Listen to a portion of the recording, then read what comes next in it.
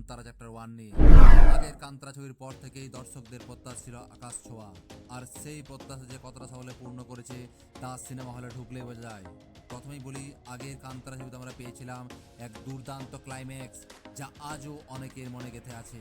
কিন্তু এই চ্যাপ্টার 1-এ সেই ক্লাইম্যাক্স যেন হাজার গুণ বড় করে দেখানো হয়েছে।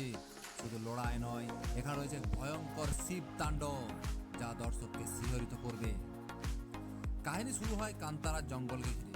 প্রাকৃতিক সম্পদ, মানুষের লোভ, রাজা প্রজা বিভাজন সব মিলে অন্যায়ের পাহাড় জমে ওঠে। আর সেই অন্যায়ের বিরুদ্ধে গর্জে ওঠে এক রহস্যময় শক্তি। এখানে মানুষ দেবতার আসল দখল করার চেষ্টা করে, আর সেই অহংকারী ধ্বংস ডেকে আনে। এখানে শুধু রাক্ষস বনাম দেবতার লড়াই নয়, আছে রাজনীতি, বিদ্রোহ, শোষণ আর ভালোবাসার গল্প।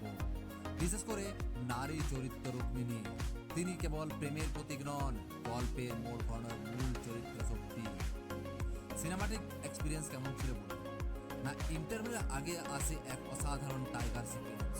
দর্শক শ্বাসরুদ্ধ হয়ে বসে থাকে, কারণ শুধু ভিজুয়াল নয়, কাহিনীর সঙ্গে দৃঢ়ভাবে যুক্ত ওই সিকোয়েন্স। ইন্টারভেলের পর গল্প একেবারে নতুন মোড় নেয়।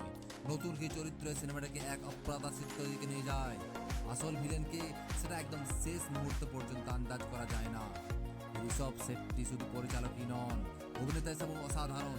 তিনি শরীর ভেঙে চুরে চরিত্রে ঢুকেছেন।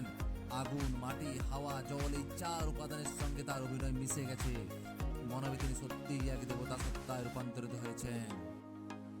আর টেকনিক্যাল দিক বলতে গেলে ক্যামেরার কাজ, লোকেশন আর সেট ডিজাইন সব কিছুতেই বাস্তবের ছোঁয়া। মনে হবে আপনি সত্যি সত্যি সেই জঙ্গলের ভিতরে বসে করেছেন।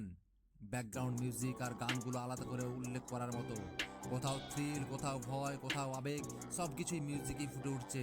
বিশেষ করে বরাহরূপম গান আবারও দর্শকদের মন কাঁপিয়ে দেবে। হ্যাঁ, কিছু দুর্বলতা আছে।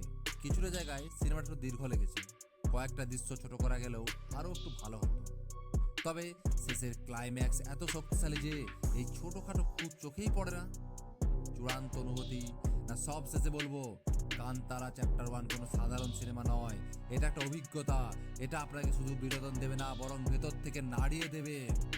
এই সিনেমায় আমার রেটিং 5-এর মধ্যে 5 স্টার, কারণ এখানে আমি কিছু কাটতে পারছি না ভাই। পুরো সিনেমাটা একদম জবরদস্ত। মানে এরকম একটা সিনেমা হয়তো আপনি অনেক পর দেখবেন। বাংলায় যে 3টে সিনেমা বেরিয়েছে সেইগুলো হয়তো আপনাকে হতাশ করতে পারে, কিন্তু কান্তারা চ্যাপ্টার 1 ও ভাই সত্যি দারুণ, একটা দারুণ। মানে হলে গিয়ে দেখলে আপনি এক্সপিরিয়েন্সটা বুঝতে পারবেন, ফোনে দেখলে কিন্তু এতটা বুঝতে পারবেন না। হলে যে গুজবাম্প দেবে, এমন এমন কয়েকটা সিন আছে যেখানে আপনার শরীর থেকে গুজবাম্প দেবে। আপনি বুঝতে পারবেন ঋষভ শেট্টি কী ভালো অভিনয় করেছে। আর একটা সিনেমা ভালো বানাতে গেলে কতটা পরিশ্রম করতে হয়, কতটা মেহনত লাগে, সেটা আপনি সিনেমাটা দেখলে বুঝতে পারবেন। তো যারা যারা দেখেছেন কমেন্ট